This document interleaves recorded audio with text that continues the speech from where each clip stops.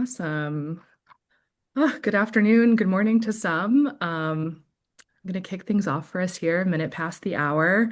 Um, Welcome everyone to Building the Research Team of Tomorrow. We're so excited to have you here with us today. My name is Colleen Pate. I lead customer and community marketing here at DScout, and the session is really exciting. It's part of our Modernizing Research with AI with Customer Centricity at Scale, which is a four-part webinar series done in partnership between DScout and the Design Executive Council, primarily focused on shaping how AI is reshaping research, design, and product organizations. Today's conversation is going to be all about what modern research teams actually look like right now, not in theory, but in actual practice. And we're joined by some phenomenal leaders from TD, Pinterest, Taxwell, and Cisco Networking as they share what's working, what isn't, and how their teams are adapting as AI continues to change workflows, expectations, as well as the pace of product development. So I'll get into some housekeeping, just some really quick housekeeping before we jump in. First, today's session is being recorded, so we'll send the recording out after to everyone who registered. And we'd love for this to feel interactive, so please, engage in the chat during the session. You could share reactions, themes you're seeing across your own teams, and we will have some time at the end for audience Q&A. So feel free to drop any questions you have in the Q&A feature along the bottom bar of your Zoom screen, really at any point, and then we'll have that saved. Awesome. And so with that, before we get into introductions, I wanted to quickly share a little bit about the two organizations that brought the session together. I'm here obviously representing DScout, which is an AI-powered research platform for capturing in context insights from high-quality participants. And we're really proud to work with brands like Pinterest, Google, Meta, Best Buy, and so many more. And we're very grateful that the Design Executive Council is partnering with us on this series, and that we're able to be a partner together. The Design Executive Council is the premier membership network for senior design and experience executives shaping the world's most influential companies, and you'll hear from many of them today. So with that, I'd love to hand it over to Gordon, who will introduce himself as well as today's panelists. Thank you so much, Colleen. So good to see probably many familiar faces as we jump into this foray. For some of us who was with us last year when we launched the AI Shift Report, this webinar series really was designed to continue the conversation on the unearthed questions that we discovered in the AI Shift Report. One of the big ones was continuing this track of really what makes us uniquely human with AI in the workflow. And this series will go down even on more practical elements of how many diverse leaders are navigating the shifts in their teams, their processes, and also the types of new outputs that are now, being done by researchers and designers. So we'll take this context in mind. If you haven't read this report, it's a great grounding on what we're about to enter. So you can download this report, for your reading leisure. On the next slide, we're going to go into some really quick introductions. We've assembled a fantastic, diverse panel of folks. Let's just go down the line really quickly to introduce yourselves and kind of share the context, you're operating within. And we'll keep this short and sweet so we have time for the discussion. Kicking off to you, Donna. Hi, everyone. I'm Donna Cho. I'm VP of Design at Pinterest. And just for some context, Pinterest design is inclusive of product design, product research, UX engineering, innovation, and program management. Christian? Hi, I'm leading human-centered design at TD Bank, and I formerly ran design teams at Capital One, Realtor, McAfee, and Intel, but I also ran research teams at Yahoo and eBay, and I've been an invited author and speaker for the Nielsen Norman Group since 2004. Andy? I'm Andy. I lead design in our AI Center of Excellence at Taxwell. That's two different brands, TaxAct and Drake Software. We build products that support tens of millions of tax returns each year. Before that, led design at Rocket and Research. Rocket, Constant Contact, Healthcare, Banking, Finance. Awesome. Riley? Hey everyone, Riley. I'm at Taxwell. I actually work on the consumer brand called TaxAct. So we try to make DIY tax filing super easy. Awesome. Mary? Hi, I am Mary Pinkowski, and I lead design and research within Cisco for our networking business unit. And I've been leading design and research and service design for throughout my career, and much of it being around applying what we do to transformation and innovation. And finally, Daniel. Hi all, I'm Daniel Verhami. I head AI UX research for Cisco Networking. That means that my team works both on how AI shapes what we do, but also how it shapes what our customers do. So it's kind of interesting being both on kind of the one giving the service, but also benefiting from it ourselves. Awesome. So the way we've designed this session, and this is the first of 4 webinars, is, last year was a lot about understanding, like, what is this new intelligence as a material in how we work and how we understand our work. And this year, we're going to go down on the practical level of how are we actually driving those implementations, experiments, what's working, what's not working, and what are the changing shifts in how we work. And so through this 4-part series, through the next few months, you'll join us on this adventure. And in the first one here today, we're going to talk about the foundations of how senior leaders are thinking about building the research team of tomorrow. And we're really asking, what is the role of research teams when everyone can now research? We all know in the age of AI, democratization is a big factor here, but also questions of quality, discernment, judgment. How do we ensure we do this right as things scale at unprecedented speeds? In the next slide, we'll look at how we divided this webinar series. So the journey we're going to take you all on is around these 3 parts. We're going to examine future teams and roles, redefining performance, and then finally change management. So the first question we're going to get into here was really inspired by the foundations. How is AI reshaping the profile, structure, and composition of your design and research teams, and what would your future team actually look like? One quote we heard recently from an executive in the insurance industry, they were saying how AI has fundamentally changed the nature of our teams. I've had to hire cognitive systems engineers, decision modeling experts, as those aren't skills my team has. So to kick it off, Donna, do you want to share a little bit about how you're thinking about the change? Yeah, for sure, Gordon. And just a huge caveat that I'll be speaking on behalf of not only myself as the VP of Design, but also the head of product research, Larkin Brown from Pinterest, who wasn't available to join us today because she's blowing minds at a design conference in New York. Um, but I think it's important to just take a step back and remember that UX research, I think, got a bit of a head start in the journey of understanding how various UX roles are evolving because of AI, because ChatGPT launched deep research in I think it was February 2025. And that was way before a lot of, AI tools like democratized vibe designing or vibe prototyping, right? And so there was a lot of early questioning around, do we need research anymore? Can all research be AI moderated and AI synthesized? And so, yeah, I mean, I just want to acknowledge that research got a bit of a head start on this fun existential crisis journey, but also on a productive journey of considering how the role is evolving with AI.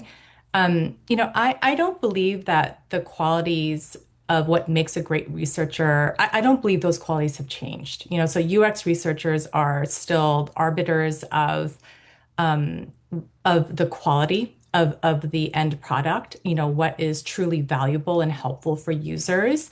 They have to be incredible systems thinkers. They have to be very, very good at synthesis and provide their unique perspective. They have to be incredibly rigorous. They have to be fantastic communicators. They have to be incredibly curious. I don't think that's new.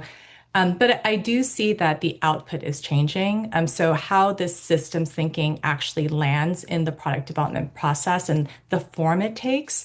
18 months ago, that could look like a deck, right? And the deck was incredibly clear, very, very compelling, very well structured, and that could influence a decision, right? And it can live on as institutional knowledge. But today, the most impactful work that our researchers do it gets coded directly into the system, right? So, upstream, that means taking years of accumulated research and insights about our users and distilling them into system-ready principles, right? That many, many teams can use. And then downstream, it looks like building the eval frameworks that, like say whether like an AI feature is good enough to ship, right? But again, like it still requires a high like judgment and distillation. But again, the output is different. I do believe the collaborators have changed meaningfully. So, we see UXR and ML engineers working side by side in iterative cycles and not handoffs. And that's a fundamentally different, deeper relationship between two disciplines than we've ever seen before. And then I guess the last thing that I'll point out and would love to hear from our other panelists is our researchers are becoming makers, right? And this has been true in the past, but I think it's increasingly true with the tools that we have on hand today. So whether it's prototyping research stimulus or building synthetic user agents for simulations for evals or co-developing tooling alongside our engineers, the making muscle is newer, and that's something that we're actively building. Pass it over to Christian. I would say that the AI era has definitely changed design organizations in that there's a lot more emphasis on finding efficiencies, and maybe there's less need for vendor resources to do staff augmentation. But it might be tempting to sort of say, well, why don't we, let's reduce everywhere across the board. And I think at this point in time, I found that like the need for research is even stronger than ever. If you think about the pillars of the design process, or if you think about the elements that we know we have to be able to rely on, I sometimes characterize those as being centered on insights, alignment, and iterations. And so, if you think about the role of design research against each of those three pillars, it continues to stay. Sure, AI has made many of our design and research processes speedier. There are certain elements of the production part of the work we do that gets sped up, but as Donna was saying, like the judgment is critical to continue to have, and having research be part of that, and maybe even driving that decision making, it makes more sense than ever right now. And so, a lot of the upfront strategy research is going to continue to be important, as well as ensuring that the quality of the even more voluminous output we have is on par with what we expect. Andy? So I think a lot of the conversation around how AI is reshaping research teams is framed around some version of researchers move up the stack and become more strategic. And for sure, that's part of it. But where I sit right now, the more honest answer is that research is on the front lines. And the future team is one where the people closest to the user have the agency to act on what they find, kind of like what Dana said. To give a little context, we support tens of millions of tax returns a year across pros and consumer filers. It's a highly regulated space. It's highly seasonal. And while I'd love to have a team running max diffs and intricate methodologies all day, a lot of what we do is learning and testing under real-time seasonal pressure. So the team that I'm building reflects that. And it looks a little different than the others that you're hearing from. And that means two things for kind of hiring and structuring. It's about hiring for slope, right? The rate at which someone gets better, not how good they are right now. And accountability beyond just craft and rigor, but can you go from a problem to an insight to a fix and maybe own that outcome? It's more of a democratized model where the person who spots a mislabeled field or a broken workflow in testing should be able to push the PR themselves, not file a ticket, not wait for prioritization, but actually fix it. And that changes who I interview for and what I screen for. And I've led large research orgs that were design, market, CX research, and that's just not the current reality. Here we have very little capacity dedicated solely to research. So we have to focus on the questions and learnings that actually move the direction of the business. And this means that we have designers running evaluative and generative studies every day and finding ways to consolidate and share what they're learning. And one size obviously doesn't fit all. And I think that's worth saying on a panel like this. But for us in this highly regulated and seasonal space, this is the model that works. It fits where the team needs to go and how we can maintain credibility with the rest of our business. And that's a bar for for some that we have to raise, and we have to be clear about that new bar early and give people real support there. Mary? Yeah, so many great points so far. As you know, as Christian said, I believe the role of research and the skill sets that we've always brought, user-centered design, craft, systems thinking is not going away, but I think how these skills are applied is shifting. And I would say something that I think is really important is that we're shifting where where influence is more important than authority. You know, we used to make a lot of these decisions. Now we're trying to influence outcomes with design and research becoming more distributed. The nature of the work and the deliverables are taking new formats. So I think Donna mentioned, you know, less long research reports and maybe working less in visual formats and a lot more technical specs and markdown files, for example. And with teams moving fast and furious, we really have to be judicious about where we spend our time. And I would say like there's three things that I want to mention for research specifically. We are becoming builders, and Donna mentioned this as well. And I think it's just a huge opportunity for research to continue to evangelize for user-centered outcomes, building persona and research context into our systems, deepening it per domain area, helping build agents that are going to pull in new insights from multiple sources on a regular basis. Like our researchers are architecting this, our researchers are building this system, and it's pretty cool to see. Totally new kinds of work. The second thing that I want to mention for researchers is kind of related a little bit to what Andy mentioned, and it's working in a closed loop, but I think the longitudinal nature of the work that we do becomes more and more important. How are these generative AI experiences sitting with our customers? How are they evolving as agents pile on one another? We're going to be delivering experiences that no one explicitly designed, and our researchers can help us understand what that means and how things need to evolve. And I think the evolving set of metrics for AI is something that researchers can also lean into. So standardizing on like accuracy, latency, model drift. Researchers are in a solid position to evangelize for these, but I believe even own this evolving set of metrics. And the last thing I have to underscore, and I know it's been mentioned, but we need to continue to exercise bold and brave human judgment because this isn't going to get easier. I do think that we need to protect discovery. I do think that foundational work needs to be done. I do think we need to listen for latent needs because people don't know what they need from these experiences. So us as leaders and together with our teams influencing from top down and bottom up are going to be critical. I'm curious, Mary, do you think Daniel has something maybe to add here, given he's sort of the researcher on your team? I'd love to add one thing because I think people said really interesting things that resonate well with me. One thing that Mary and I were kind of chatting yesterday, and I think is relevant here, is that a lot of the pieces that researchers had produced in the process of doing research and used to be just for their own consumption now are becoming artifacts of actual value as they are fed into the system. So I think in the past, you'd write a research plan for yourself.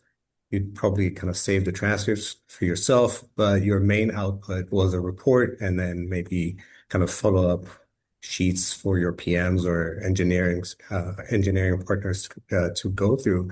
But now, with everything feeding into kind of this long-term memory that you keep of a project and you share with others, it's really interesting that these artifacts are also now becoming something that researchers need, I think, to build and keep to be able to do their jobs better kind of on the next project, or another researcher who's being brought into a project would be able to benefit from. I think maybe something I'm picking up on here, and I think actually it was in the comments. Mariah, I think you said, Mary's quote about we're not automating just our work, but also we're scaling our thinking, which actually takes us to the second question really well because, Donna, you're mentioning about we're also designing like how research shows up everywhere, right? Not just in decks, but actually in systems. And so when we think about the future researcher or builder, whatever kind of title we call it, like how are you resetting sort of the understanding of what performance means, what great impact means. What are those mindsets, behaviors, and skills of these in-demand practitioners that matter right now? I'd love to open it up to anyone who wants to kind of start this off here. One quote we did get from a recent conversation was a fintech head of design said, on my official team's goals is to reduce repetitive tasks by 20% irrespective of your role in the team so that I can make the case to HR for retention. And we're seeing cost pressures, increased output expectations. So what does that look like for the researcher of 2026 and beyond? I'm happy to hop in here. Performance, it's a conversation that we have. We actually spent a lot of time as a senior leadership team last week talking about performance management in the age of AI. But as we think about research, the thing I keep coming back to with my team is the difference between oh shit research and no shit research, right? Does your research surface something that the business genuinely didn't know? Something that changes a decision that was made? Or does it confirm something that everyone already suspected? And both have a place, but AI has made the latter really cheap. Even a stakeholder with a Claude account and a usability test can produce this confirmation. So if a researcher's output is mostly that second category, then that's more of a performance conversation that we have to have, right? It's about reframing what high performance looks like. It's less about the volume of studies, even though there's a lot of volume coming in. It's more about the judgment on which is the right question that's worth asking in the first place. The other thing that I look for that's underrated is whether the researcher understands the lens of the person receiving the insight, right? The same finding will land completely differently with a PM, a compliance lead, or the CEO. And a high performer knows which version of that story to tell and to whom. And it's not dumbing it down, it's translation. AI gives people sharing insights more time to do this part well. And the ones that take that time to work and communicate actually move the business. And just this might sound counterintuitive, but we want our team pre-aligning with key stakeholders before the readout. The instinct with research is to protect the integrity of the finding by keeping it sealed until this reveal, right? But in practice, the findings that drive change are the ones where two or three stakeholders already know what's coming and are ready to back you up in that room. It's not politics, it's really how to move insights through a business. So those mindsets and behaviors are the ones that I'm rewarding, right? How fast you go from input to action, accountability, owning that outcome, not just the artifact, and judgment about which questions are worth your time. Because AI raises the floor on execution, and the differentiator moves up the stack to are you pointed at the right thing? And I said before, the bar is moving, right? So researchers who used to be high performers because they were rigorous and thorough, they still need to be rigorous and thorough, but that's the floor now, not the ceiling. I'd love to follow up on what Andy said. I think we have a lot of kind of crossovers between the way we're thinking about this. So to me, high performance has always been about impact, first and foremost.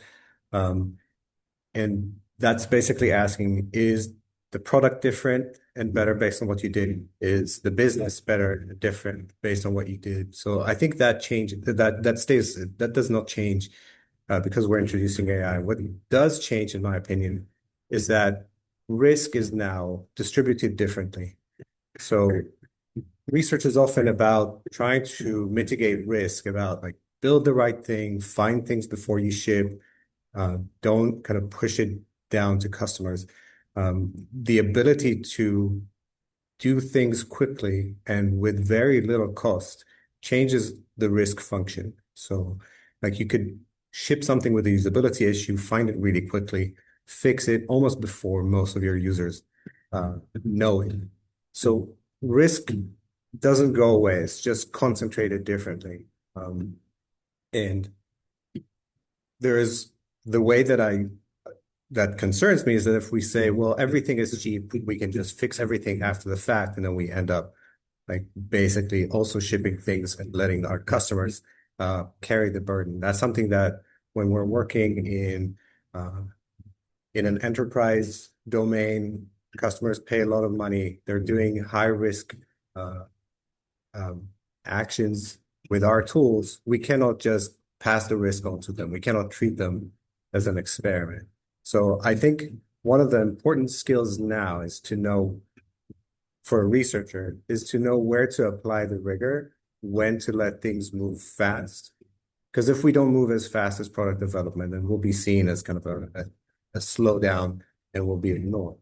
So I think being able to identify the points where rigor is important because the risk is high and applying it there, that is something that I think is incredibly important.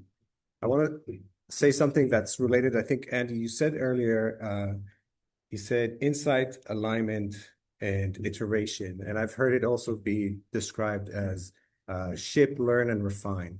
And I think the interesting thing is that many organizations are good and really well set up to ship, and then there isn't as much of a setup to learn and refine. And I think that's where researchers need to really invest now in post-launch insights and being able to close the loop on behalf of customers, because otherwise we'll just go into ship, ship, ship, and our customers will not get any benefit from that. Okay. I'd like to go next, if I may, just on the insights, alignment, and iteration. I was really mainly framing that within the design process, but you're right. You're so right, Daniel, that the pressure to ship right now is so high, and the capacity to do so is really increased by a shocking amount. And one of the metrics I was going to talk about in terms of performance for researchers is going to be around how do we change or how do we define the standards of quality that that we hold ourselves accountable to before launch, before shipping. Is there mechanisms? Are there mechanisms that allow us to do that? Does AI unlock any of that? And so what we've been doing is defining what our design standards are in a more concrete and specific way, and then trying to develop ways of speeding the application of those standards up so that it can match that cadence of shipping quickly now. A simple example would be, we all know that experiences have to be easy, have to meet the needs of the customer, have all these different elements of them. When it comes to ease, this classic way to do that is to run a study with users and find out what needs to be improved and fix it, a formative usability study. Or if you want to measure it, you can do a benchmark. And that's actually important to continue to do. But what we have also had good luck doing is adding to that would be using AI to fortify our ability to do flavors of heuristic analysis, like or the version that I like to use is the pure method. This is a method that I published about 10 years ago, and we've had good luck actually getting AI to help be one of the assistants that produces a pure scorecard to tell us how easy a particular experience really is.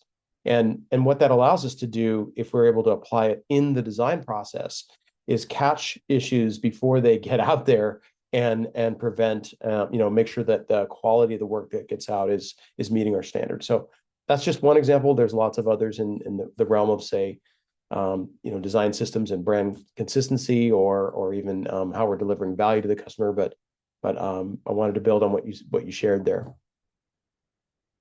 The only thing I love this conversation, and absolutely agree that the definition of high performance when it comes to impact at the end of the day, what's the impact of the research? It still remains true.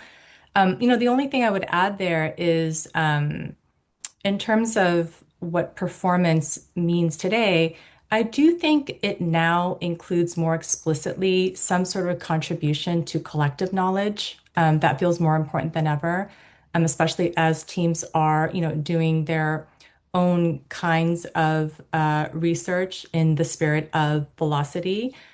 So, not only kind of like individual output, but are your system ready insights being used by multiple teams and how? Can you share best practices of, how to work with an MLE to create a new judge? If you created new tooling as a part of the process, are you sharing that more broadly with the team, right? And so while everyone is learning very quickly, I do think that contribution to collective knowledge and sharing is an absolute expectation as a part of performance. Yeah, I would add one thing here. We as we talk about what we're going to measure, so we're measuring, but we're not setting expectations around like you have to do things, a million times faster or even two times faster yet. But we're trying to understand where the efficiencies are. And the idea of doing more with less, I think this came up in a conversation with some of us. I think um, Greg Petroff had this point. I thought it was really good. Like, just wait, it captures the essence of a lot of what our team is talking about. Like, it's incredible. We are moving faster, but we're doing so much more in this consolidated time. We're building, this context brain that we can work with really quickly, and we don't have to build it over and over again. And just getting through multiple iterations in less time, and as a result, having more time to actually talk and strategize together with and collaborate with our cross-functional partners, versus chasing a lot of the logistical aspects. So I think there's just something really interesting about how we measure the more that we can do in less time. I'd be curious to hear, Riley or Daniel, like on a day-to-day basis, how has your time spent changed with these shifting expectations? Yeah, I'd love to share my IC perspective here. I have been able to kind of pass on a lot of busy work to AI. I think that's been really amazing because it's freed me up for more research strategy. And what everyone else is talking about, research is so important right now. I'm designing really quickly. So to be able to also facilitate research quickly and make sure that that's still incorporated in my process and not skip that step, has been really key. So I've been loving kind of streamlining this workflow that I have with AI and freeing up more time for strategy and things that I feel are more important to the outcome that I'm creating. So it's been wonderful. I'll just add, I think because my team focuses a lot on AI features that we're building for customers, a lot of the work has been about building these recurring programs. Obviously, anyone who works on AI features know that the output is not deterministic, so it's not like, it's not that trivial to just do a study with something fixed. You need things that either work like the real thing or actually do research with the real thing itself. So a lot of what my team has been doing is doing these recurring programs of evaluating quality, for example, of AI responses or evaluating um, changing attitudes over time and trust building towards allow AI to perform actions on behalf of customers. So these things that we need to do kind of both routinely to show any progress that the team has made, but also at the same time track any shifts that we're seeing with customers and their attitudes towards the features that we're building. So that's kind of a big shift that I've seen. We have a little more time in this section. Donna, I'm really curious. You talked about collective knowledge, and I think everyone's trying to build sort of, yes, there's democratization of knowledge, but also how do you build it as a hive mind for the company to access at increasing scales and independence? And so I'm curious how is that really unfolding in what your researchers actually do on a regular basis and the skills required to actually build these larger knowledge kind of engines? Um, yeah, I mean, so we have so many different AI knowledge management work streams. And so, what we try to do is in very, very small ways, make it everyone's job in terms of a contribution model. But make it a very, very small part of the team's explicit job with an internal OKR around building this kind of internal knowledge base that ultimately we don't want designers and design researchers as the only end users. We would like the entire company to be the end user, right? And so that's work in progress. We try to make sure that we're fully leveraging our 40-person strong UX research team. So it means that we can divide and conquer, so that we can work on all the different parts of, this kind of like knowledge management and kind of democratizing insights engine that we're trying to create. But it's a longer term investment. So I don't know if that answers your question, Gordon, but it does require time and investment. Yeah. And have you found sort of any, skill shifts that are required to do that kind of work? Because it's, really transforming from, taking that information, presenting it in decks, as you've mentioned, to something that is much more distributed. So I was just kind of wanting to hear from panelists if there was anything there that, we could hear from.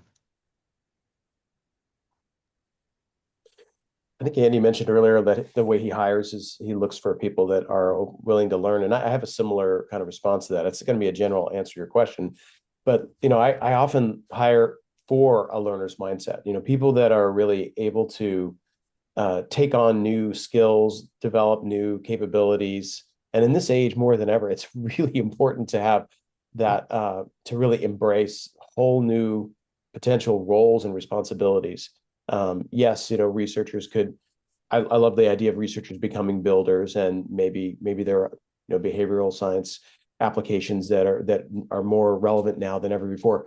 But we don't want to get. I think the thing I would caution against is we've lived in for so many years. We've built an identity around having a certain kind of skill set and education, and more than ever right now, it's almost as if what else can you learn? What is your potential? Where else can you grow? And that isn't really a specific answer to your question, but more general and perhaps more relevant than ever. It Yeah, almost makes me. Gordon. Oh, I was going to say, Gordon, I think we're trying to do two things to democratize research and our user base. I think the first is finding a knowledge base, right? Can we capture studies, documents as either skills, as ChatGPT projects, as different Notion databases that can be queried by others in the organization to get questions answered rather than have to ask the same question again? I think the other thing that we're trying to do, because we're such a seasonal business that Dana talked about before, is take the knowledge that we have of how people use our product and what we know about them and their behaviors and build synthetic users that we can have go through our experiences in a season where we like during the off season, like now when everyone's done with their taxes and it's really hard to get a hold of someone to put them back in that tax mindset. How do we take those learnings and turn them into users? All right, let's go to the next section. I think this carries well. This one is, with these changes in mind, how are you actually steering what's working, what isn't working, and particularly your cross-functional partners and also your teams? We heard from one executive recently. They said if all my design team are not using AI to do their job by the end of 2026, they're probably not going to retain their job. So we're seeing this quote, replicated in a lot of other businesses where the mandates are firm, around this year. And so I'm really curious, like, where are you kind of seeing the change and what's working, what isn't working as you're trying to influence that change with both your business side partners as well as your teams? I'd love to open the floor. I can I'm start happy here. to jump in. Oh, Oh, go ahead, Donna. yeah. I mean, just a quick thought to kick us off. I mean, one thing that I've learned is like, in design and in research, people are in this field because they care deeply about users, right? And want to advocate for users. And, and all the methodology, like whether it's like in context research, various qualitative methods, like it's all in service of like, oh, I want to better understand what adds value, right, to the end user. And I do think that, one of the big learnings for me is it's really difficult to drive change when people are going through a true existential crisis because AI is forcing questions around their identity, right? And so, in UX research, if you tell a researcher that, oh, AI can moderate that study, or oh, AI can synthesize that interview, you're really poking at identity and why, the researcher has chosen this job in the first place. And so, one of the things that I found is like we really need to start with ambition, So, the question that Larkin and I put out to our design and researchers is, what could you do today that you literally could not do before, right? And I do believe that that helps reframe the situation that we're in, and it can really unlock a new kind of engagement and boldness and curiosity. We have researchers building AI agents, right? We have researchers prototyping synthetic user workflows. All of this to me points to an expansion of scope, not a limitation or taking away identity or role of UXR. And so I'd like to put that out there, and I'd love to hear from the other panelists as well. I think you're so right about the identity problem. And if we take a step back at just looking at design first and then digging into research, I think we're many non-design professionals see design really as what it produces, and at least today, and not so much what it really is at its essence. We're thought of as those that create screens or create experiences for the customer. And really, design, if you take a step back, it's really about optimizing the delivery of value in whatever form that's going to be. So it could be digital, it could be, looking at it from a service design lens, it could be through human mediated interaction. And research similarly can't just be thought of as a set of methods and a bunch of reports, and it's got to be thought of as what does it do to this larger activity of delivering value. And no matter what people might see in a very concrete way at that more abstract level, research is responsible for creating those insights that are going to produce creative solutions or ideas around how we might deliver value in a unique way, so that we don't just contribute to this sea of sameness that we keep seeing with AI, production.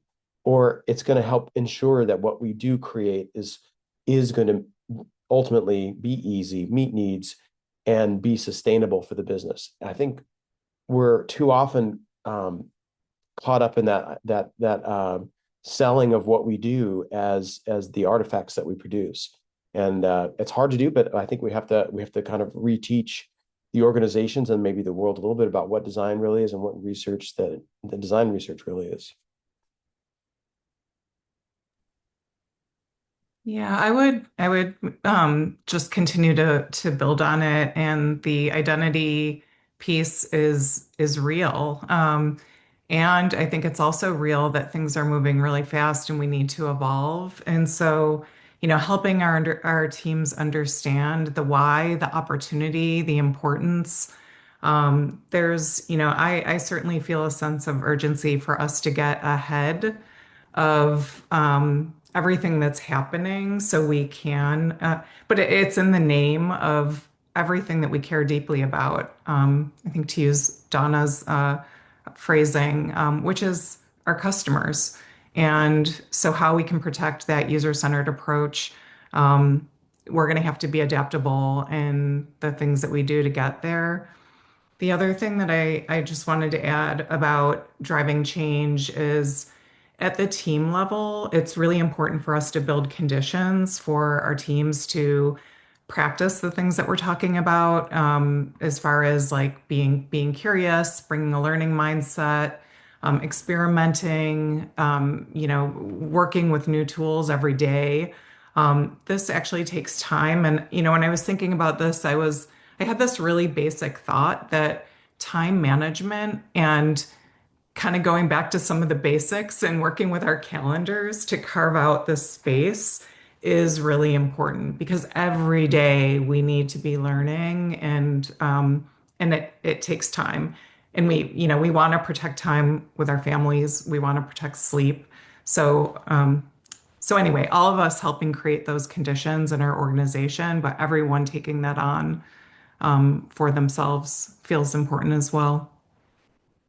I want to plus one what Mary said, but Gordon, I want to go back to your question of what you had heard about the need for speed, the need for the team adopting AI, right? On the people side of this, the thing that nobody really wants to say out loud is based on what you said, Gordon. Not everyone's going to make that transition for that CEO that you heard from, and there is a true board pressure to show that like ROI because we're compressing the timeline to get to speed to market.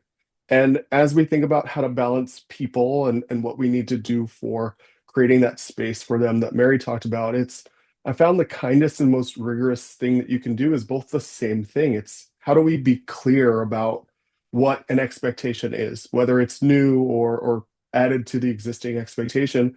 And then you give people that runway and that real support to help them get there. A lot of them will with the right guidance, some don't. And that's where you have to make a call. And that's the hard part of leadership. Where I see leaders getting into trouble sometimes is they keep that bar fuzzy because it feels nicer in the moment to not be as direct. And that's not really the most empathetic thing that we can do because it just kind of delays that conversation and it starts to erode some trust with the people who are already operating at that newer level. So it's a really intricate like balance that we have to maintain as leaders as our teams are feeling this existential crisis as Dana mentioned. Yeah, I want to plus one what Mary said about carving out time as well. For me, what's been really effective is just having little goals every week. I'm going to learn this tool or just try it one time. I think a lot of AI tools can feel really ominous. And then when you get into it, it's a little bit easier. And again, just playing around with it, setting low expectations and just trying things has been really effective for us. And like Donna said, creating that shared learning environment. So if I'm learning a new tool, I find something that was really effective that saved me time and produced a great output. I'm sharing that with my team or doing a brown bag and trying to kind of build up the rest of the team who might be, still kind of learning and adapting to these changes. So set mini goals and just experiment with things. You know, Riley brought up a really interesting point because for years we've communicated to our research teams, to our design teams about understanding the business and hoping, and as we talk more about the business, and now we're leaning on people and saying, here are some new tools, have fun with them, play with them. I think the teams are sometimes like, wait, I can't play and have fun. I'm supposed to be focused on the business all the time. And I think now we're introducing this time and trying to create space of like, no, it's okay to play and learn and explore and then turn these into tools that you use for the business. I want to build on what Andy, Riley, and Mary said here. I'm actually concerned about kind of a skill gap being created, kind of a structural skill gap between the people who have the time to tinker and play with AI tools and the people who don't.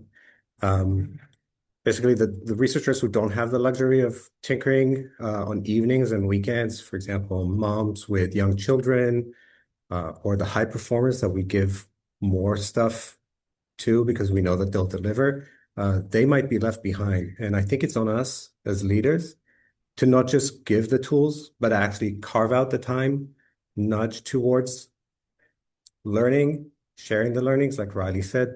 Otherwise, I think it will be on us that this gap happens.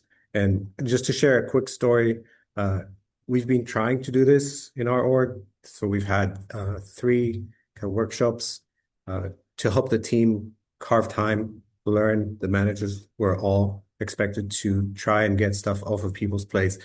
And one of my researchers asked me, one of the researchers who's actually very versed in AI tools, like, why are we spending a whole week learning Cursor when Cursor might just be obsolete in 6 months? And which is true. Like we see these tools come and go really rapidly. And the answer was, This is about just flexing the skill of learning. It's not necessarily about cursor. And the team joined into small groups, did a hackathon, and on that during that week and since then, different researchers have been building tools for themselves, for the rest of the team. It's been really wonderful, but I think we can't stop there. We need to keep making that time for the researchers who just don't have the nights and weekends to play with AI. And I want to add one more thing that I don't think we touched on yet, which is, and it touches on the issue of how researchers view themselves and the data that they produce and the work that they produce. I think that governance is a really important thing.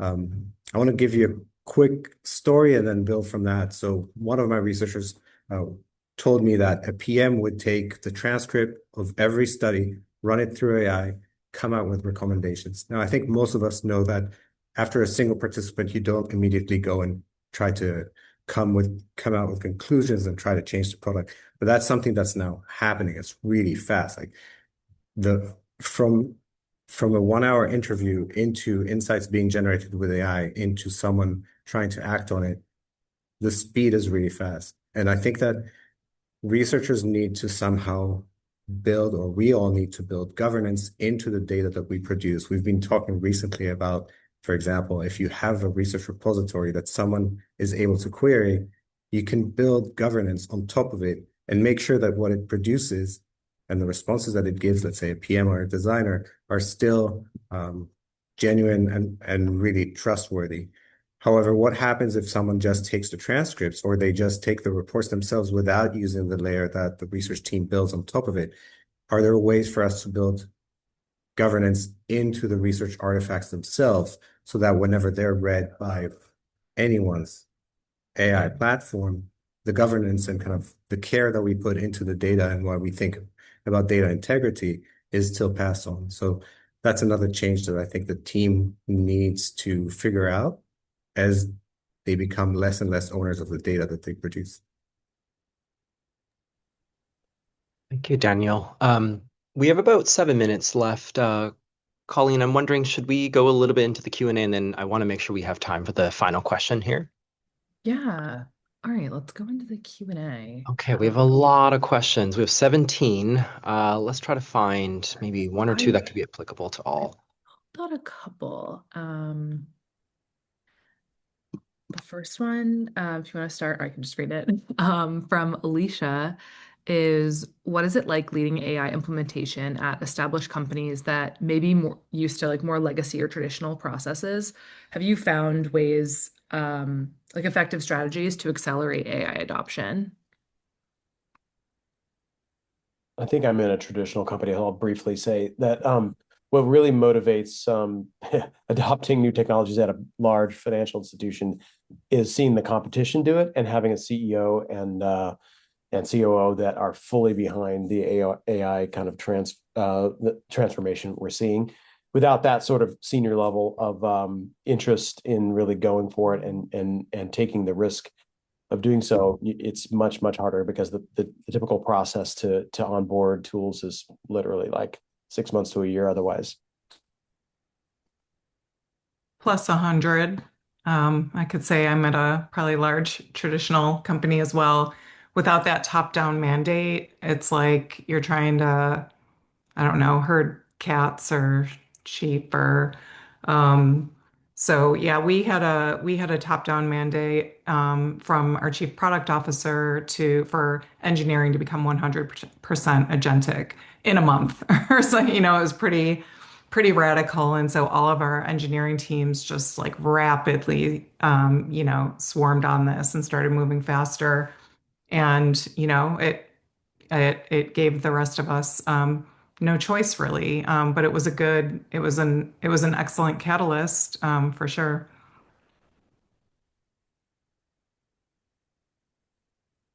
Our company is not as large as those, but we also top-down mandate plus a lot of like bottom-up curiosity.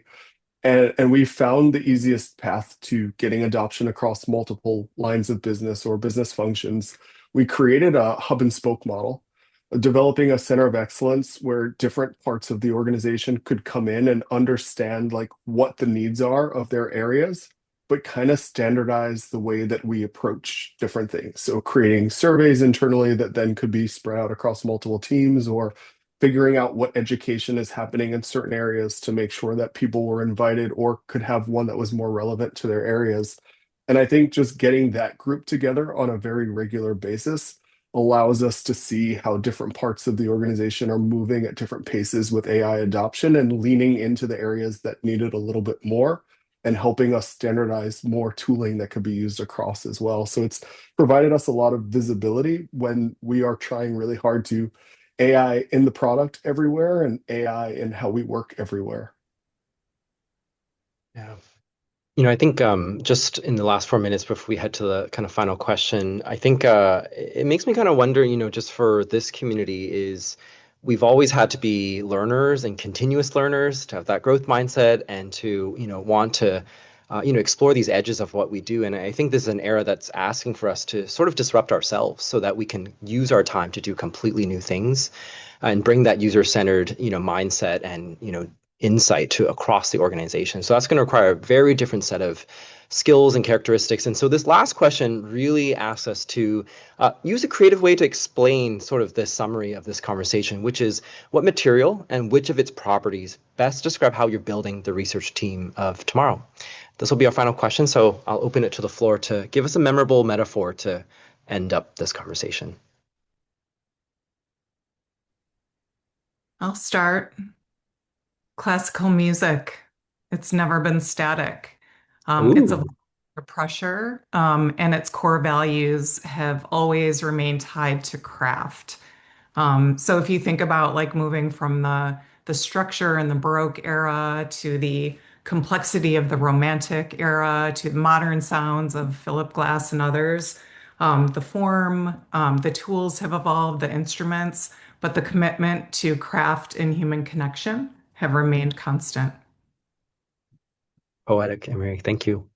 I was scrolling through my social feed the other day and I saw a Steve Jobs story about what he used to tell about his neighbor who had one of these old rock tumblers in his garage. And you take these like rocks, just big, ugly rocks, and you throw them in with a little bit of grit and a little bit of water, and you let them run. And it's like loud, it's rattling, it's banging around for days. But when you open it up, those rocks, they're smooth, they're polished, because that's kind of like the team of how do we build the right types of friction where people bump up against each other, sometimes uncomfortably, but that friction makes us all better. It challenges the way that we work. And, to me, like having the smart people with strong points of view willing to bump into each other, like that's how we trust the friction as the feature and not the bug. And it resonated. My material analogy, which might be related to what Andy just shared, is water. I believe UX research is water. It's essential. Like it's infinitely adaptable to any container and has the ability to bend light, and how something is perceived and how something is viewed.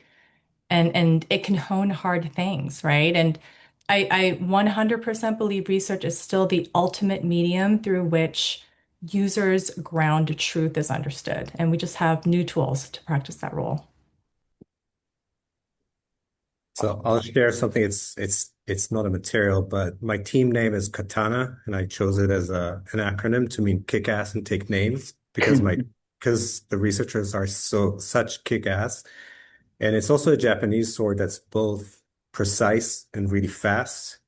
And it's forged through a lot of stress and heating and cooling. So I think it's a really nice metaphor for the team. Beautiful. I'll share. I'm into cabinet building, so a solid oak face frame on a cabinet to me is where I think the material I think of in this for this question.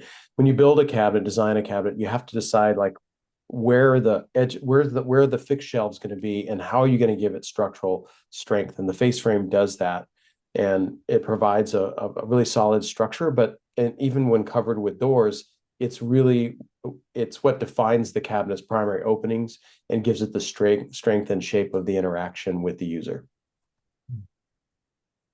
Last one, Riley. Yeah, well, mine's not as poetic, but I'm just trying to be a sponge and just encourage my teammates to be a sponge. Just soak in all this new information, stay adaptable. I think, like Daniel said, who knows in 6 months where things will go. So just soak it in, learn, and absorb all these new tools and ways of working. Thank you all. I can't help but see the diamond in the rough, but also the flexibility of the water to make sure we produce this all through tension. And I think, speaking on behalf of everyone here, thank you so much to our panelists. We're right at time. This was such a fantastic session to hear straight from the source. Our next webinar is coming up very soon on June 2nd. We will send out the link so you can join us for a new set of panelists to talk about rethinking capacity with AI in the workflow, building on this webinar. And we'll go through also 3 parts of that session. Well, just wanted to kind of wrap it up here and say thank you to everyone. It was so great to have you here. QR codes there also if you want to subscribe for more invitations to future events that we're going to be hosting with DScout and also more things coming up. So thank you, Donna. Thank you, Mary, Riley, Christian, Daniel, Andy. This is so fantastic. And thank you to the audience for being here with us today on this beautiful Tuesday. Thanks, folks. Thanks, everyone. Bye. Bye-bye, everyone.